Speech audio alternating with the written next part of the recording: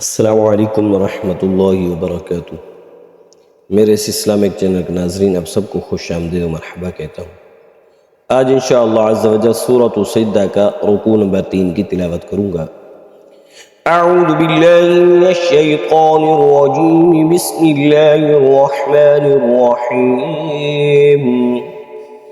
ألم تروا أن الله سخر لكم ما في السماوات وما في الأرض وأسبغ عليكم نعمه ظاهرة وباطنة ومن الناس من يجادل في الله بغير علم ولا هدى ولا كتاب منير.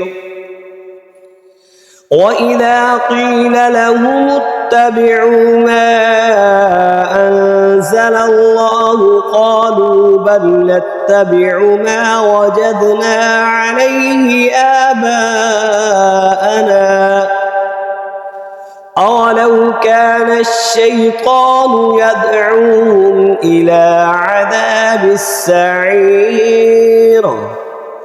ومن يسلم وجهه إلى الله وهو محسن فقد استمسك بالعروة الوثقى وإلى الله عاقبة الأمور.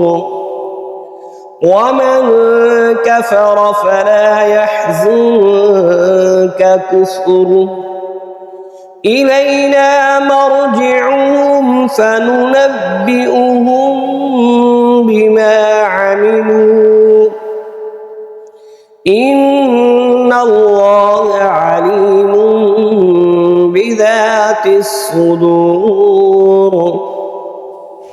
نمتعهم قليلا ثم نضطرهم إلى عذاب غليظ.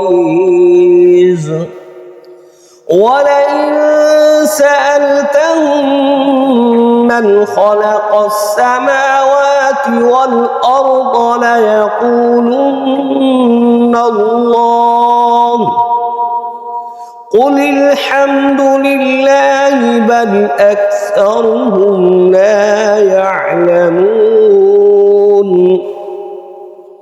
لله ما في السماوات والأرض إن الله هو الغني الحميد.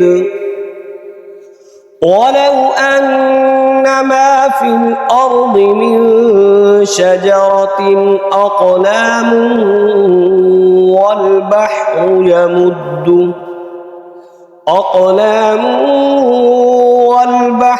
يمده من بعده سبعة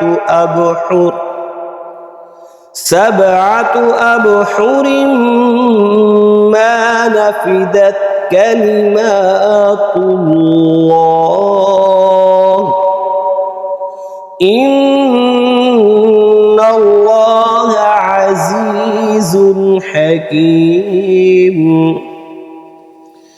ما خلقكم ولا بعثكم إلا كنفس واحدة إن الله سميع بصير. ألم تر أن الله يولج الليل في النهار ويولج النهار في الليل وسخر الشمس والقمر كل يجري إلى أجل مسمى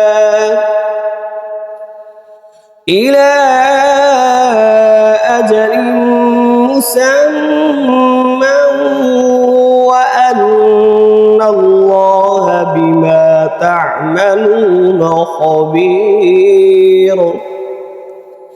ذلك بأن الله الحق وأن ما يدعون من دونه